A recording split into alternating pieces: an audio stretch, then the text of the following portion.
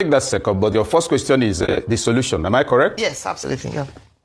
Am I right? Yes, you're right. Number one, every phone call you make in this country is loaded up through a tower. Therefore, you can triangulate, isolate, and know where your calls are coming from. Second, apart from the monies that are delivered by cash, it is possible to trace all such monies that are paid through the banking system, and they are being paid through the banking system, transfers are being made. How come nobody knows what to do with that? Thirdly, even cash that is delivered by cash, even payment that are delivered by cash, they can be tracked by microchip that's less than the size of a pinhead. And we have facilities, we talk about a lot of things. As an individual, you can track anything, including a phone. So first, activate the cloud and cybersecurity potentials we have, which we have. Second, set an example with a single bank. Because if you've made a transfer on account of, kidnapping, what then happens most likely is that there is an account, there's somebody who owns it, is domiciled somewhere. This bank, it went through you. Can you talk to us? The bank then exonerates itself and says, it is not my business to prevent transfers. The security agencies then take it further. The bank is not involved. The owner of this account, what can you tell us? These are doable things. They are not happening. Of course, there's the argument that if you immediately move in, there will be collateral damage that could affect a lot of some of the victims. But the point is this. All over the country, the number and instances of kidnap have become so high, are multiplying every day.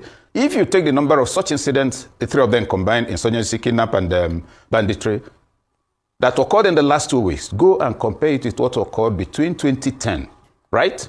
Between 2003 and 2010, the number is more in 2 weeks within Nigeria at this time. So that's about what to do about it. Security, technology can come in there, local intelligence can come in there. Now, what was the second point again about... the amnesty.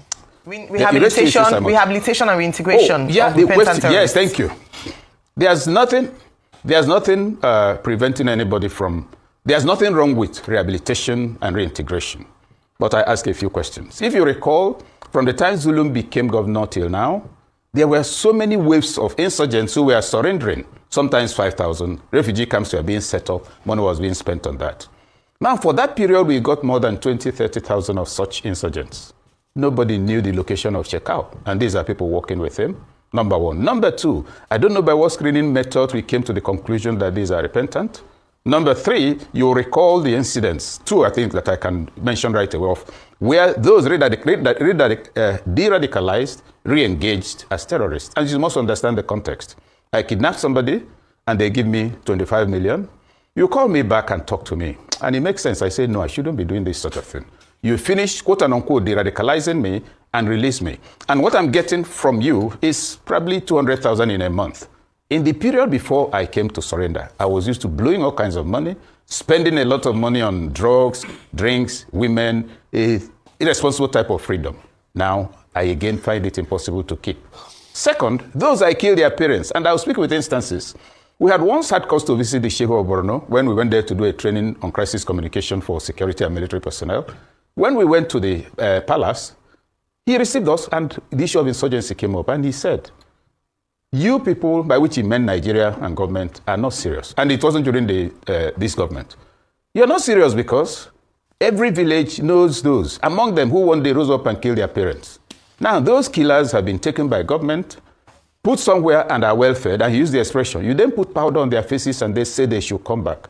What do you think will be the reaction of those who are looking at the person who killed 3 of their siblings or 2 of their parents? That the whole reintegration effort is wrong-headed because it's interested in announcing efforts, but not in announcing results. And we could be a little more specific even. Now, you've done the integration. You've given them something to do. Have you taken inventory of how many of them are truly integrated? That's one. Second, if you also look at the impact of the effort, are we not progressively demobilizing the Nigerian army by saddling with the de-radicalization, the management of all? Yes, army is working in concert, but let's separate responsibilities. The army is trained to deploy maximum force. Are we not, by some of the things it's engaging in, distracting them from being professionals? Okay. And also, finally, on that point, whether in all... Sorry, go on. Go on, finish up. Yeah, okay, yes, so the final point being, with what is going on and the progressive loss of military and security personnel, you ask yourself, will the creating of extra battalions create new soldiers? The answer is no. Is the army overstretched? The answer is no. Are the security agencies spread? The army is overstretched. Yes. Are the security agencies spread too thin? The answer is yes. What is the final conclusion from that?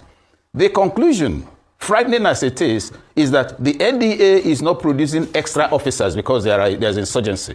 The depots and security agencies are not training extra personnel to boost the population to maybe 4 times what it is. Okay. Therefore, the challenge